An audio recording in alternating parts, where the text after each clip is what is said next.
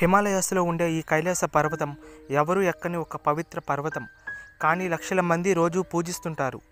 ఈ కైలాస పర్వతాన్ని centre of the world అని పిలుస్తారు, లేదా శివపార్వతుల నివాసం అని కూడా అంటారు.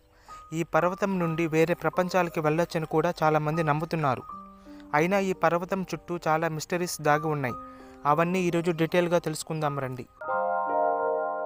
మన హిందూ గ్రంథాల ప్రకారం కైలాస పర్వతం ఒక సాధారణ పర్వతం కాదు. అది ఒక పవిత్రమైన స్వయంభూ పర్వతం. శివపురాణంలో పరమశివుడు పార్వతీదేవితో కలిసి ఈ పర్వతంపై శాశ్వతంగా నివాసం ఉంటారని చెప్పబడింది. ఇక్కడ పరమశివుడు డీప్ మెడిటేషన్ చేస్తుంటారని, అలాగే తన చుట్టూ దైవిక ఋషులు మరియు గణాలు ఉంటారని ఉంది. మన పురాణాలు ఈ కైలాస పర్వతం గురించి ఏం చెప్తున్నాయి? స్కంద పురాణంలో కైలాస పర్వతం గురించి ఏం చెప్తుందంటే, ఈ పర్వతం 4 ముఖాలు గోల్డ్, రూబీ, క్రిస్టల్, లాపిస్ లాజూలి అనే ఎలిమెంట్స్తో నిర్మితమై ఉంటుందని చెప్పబడింది. ఈ కైలాస పర్వతం శిఖరం స్వర్గం లాంటిదని, దీనిని ఏ మానవుడు చేరుకొని జీవించలేడని చెప్పబడింది. వాయు పురాణం ప్రకారం కైలాసం విశ్వానికి కేంద్ర బిందువు అని, అలాగే ఈ పర్వతం క్రిస్టల్ అంటే స్ఫటికంలాగా ప్రకాశిస్తుంది అని, ఇక్కడ కాలం గాని మరణం గాని ఉండవని ఉంది. గరుడ పురాణం కూడా మనకు ఇలా చెప్తుంది. మనం మరణించిన తర్వాత మన ఆత్మ యమలోక ప్రయాణంలో కైలాసాన్ని చూస్తూ వెళ్తుంది. ఒకవేళ అది మంచి కర్మనే చేసి ఉంటే మోక్షం పొందుతుందని ఉంది. రామాయణంలో కైలాస పర్వతాన్ని ఒక ఆనంద నిలయంగా వర్ణించింది.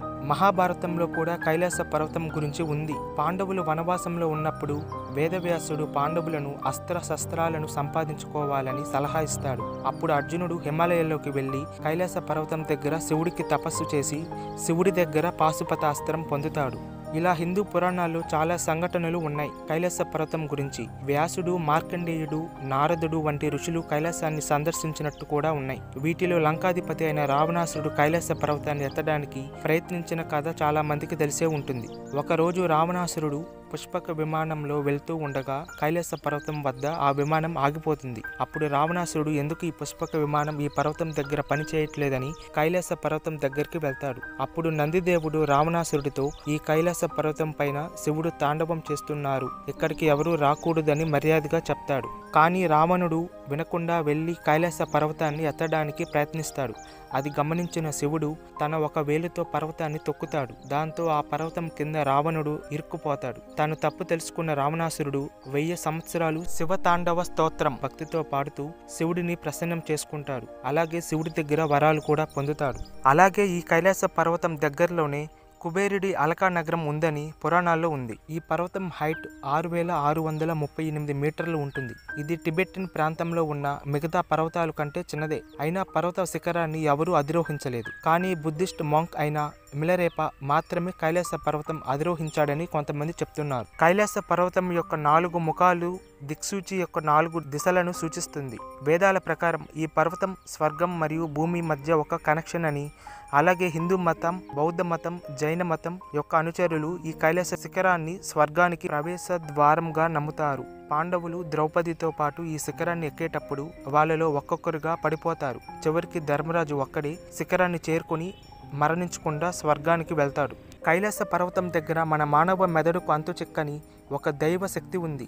అందువల్లే ఇక్కడ ఎలక్ట్రిక్ పరికరాలు, దిక్సూచీలు మరియు శాటిలైట్స్ కూడా తరచుగా పర్వతం చుట్టూ ఉన్నప్పుడు సరిగ్గా పనిచేయవు.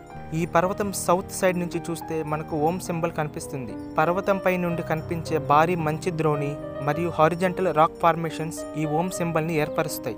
ఈ పర్వతం దగ్గర 2 సరస్సులు ఉన్నాయి. అవే మానసరోవర్ మరియు రాక్షస్థల్. మానసరోవర్ సూర్యుడి ఆకారంలో రౌండ్ గా ఉంటుంది. ఇది మంచినీటి సరస్సు. ఇది పాజిటివ్ ఎనర్జీని సూచిస్తుంది. ఇంకా 2వ సరస్సు రాక్షసస్థల్ చంద్రుడి ఆకారంలో ఉంటుంది. దీనిని గోస్ట్ లేక్ అని కూడా పిలుస్తారు. ఇది ఉప్పు నీటి సరస్సు. ఇది నెగిటివ్ ఎనర్జీని సూచిస్తుంది. కైలాస పర్వతంని ఎక్కడం అసాధ్యం. కైలాస పర్వతంని ఎక్కాలనుకున్న కొంతమంది మౌంటైన్ క్లైంబర్స్ మిస్టీరియస్గా మరణించారు. అది కూడా 1-2 సంవత్సరాలు చనిపోయారు. కైలాస పర్వత శిఖరం ఒక పిరమిడ్ షేప్లో కనిపిస్తుంది. ఈ శిఖరం మానవ నిర్మిత వాక్యూమ్ పిరమిడ్ అని సైంటిస్టులు చెప్తున్నారు. ఈ పర్వతం చుట్టూ 100కు పైగా చిన్న చిన్న పిరమిడ్లు ఉన్నాయి. ఈ పిరమిడ్ కాంప్లెక్స్ డైరెక్ట్ హైట్ వచ్చి 100 నుండి 1800 మీటర్లు మధ్య ఉంటుంది. అయితే ఈజిప్షియన్ పిరమిడ్ హైట్ కేవలం 146 మీటర్లే ఉంది. కొంతమంది రష్యన్ అండ్ చైనీస్ సైంటిస్టుల ప్రకారం కైలాస పర్వతం ఒక ఏన్షియంట్ పిరమిడ్ అని, అది కూడా ఈజిప్ట్ పిరమిడ్స్ కంటే పురాతనమైన ఉన్నతమైనదని చెప్తున్నారు. అలాగే కైలాస పర్వతంని సెంటర్ ఆఫ్ ద వరల్డ్ అని, దీనిని విశ్వం యొక్క అక్షం, ప్రపంచ కేంద్రం అని పరిగణిస్తారు. ఇది భూమిని స్వర్గాన్ని కనెక్ట్ చేస్తుందని నమ్ముతారు. మనం గూగుల్ మ్యాప్స్ నుండి చూస్తే యూకేలో ఉన్న స్టోన్ హెంజ్ నుండి మౌంట్ కైలాష్కి 6666 కిలోమీటర్లు ఉంటుంది. అలాగే కైలాస పర్వతం నుండి నార్త్ పోల్ కూడా సేమ్ ఇంతే డిస్టెన్స్ ఉంటుంది. నార్త్ పోల్ లేదా స్టోన్ హెంజ్ నుండి మౌంట్ కైలాష్కి ఉన్న డిస్టెన్స్ డబల్ చేస్తే మౌంట్ కైలాష్ నుండి సౌత్ పోల్కి అంటే 13,332 కిలోమీటర్లు వస్తుంది. అందుకే ఈ కైలాస పర్వతాన్ని axis mundi, centre of the world అని పిలుస్తారు.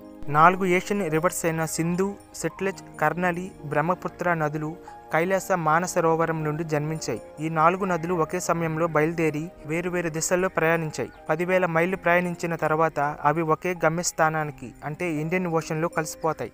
శాటిలైట్స్ కూడా కైలాస పర్వతాన్ని ఫొటోస్ తీశాయి. పైనుండి చూస్తే ఈ పర్వతం శివలింగ ఆకారాన్ని పోలి ఉంది. అలాగే 4 సైడ్స్ సిమెట్రికల్ షేప్లో పర్ఫెక్ట్గా ఉన్నాయి. కొంతమంది ఈ పర్వతాన్ని ఈజిప్ట్లోని పిరమిడ్లతో కూడా పోలుస్తూ ఉంటారు. ఇంకా ఇక్కడ మిస్టరీ ఏంటంటే ఈ పర్వతం దగ్గర టైం కూడా వింతగా ప్రవర్తిస్తుంది. ట్రావెలర్స్ ఏం చెప్తున్నారంటే ఇక్కడ ఒక రోజు కూడా నిమిషాలు అయిపోయినట్టు ఉంటుందని. కొంతమంది రష్యన్ మౌంటైన్ క్లైంబర్స్ కైలాస పర్వతాన్ని దగ్గరగా ఉంటే జుట్టు, గోర్లు చాలా ఫాస్ట్గా పెరగడం, మొహం మీద ముడతలు రావడం వంటివి వచ్చాయని చెప్పారు. జియాలజిస్టులు కూడా అయోమయంలో ఉన్నారు. ఎందుకంటే ఈ కైలాస పర్వతం స్ట్రక్చర్, సిమెట్రికల్ షేప్, చుట్టూ మ్యాగ్నెటిక్ ఫీల్డ్ ఇవన్నీ నేచురల్గా ఫామ్ అయ్యే ఛాన్సే లేదని బల్లగుద్ది మరీ చెప్తున్నారు. హిందూయిజం, జైనిజం, బుద్ధిజం, బౌన్ ఈ 4 మతాలు కైలాస పర్వతాన్ని ఒక పవిత్ర పర్వతంగా భావిస్తారు. టిబెటన్ గ్రంథాల్లో ఈ కైలాస పర్వతం మనకి తెలియని వేరే ప్రపంచాలకి లైక్ ప్యారలల్ యూనివర్సులకి పోర్టల్, ఒక ద్వారం అని చెప్పబడింది. అలాగే కైలాస పర్వతం దగ్గర కొంతమంది యోగులు, ఋషులు కనిపించకుండా పోయారు.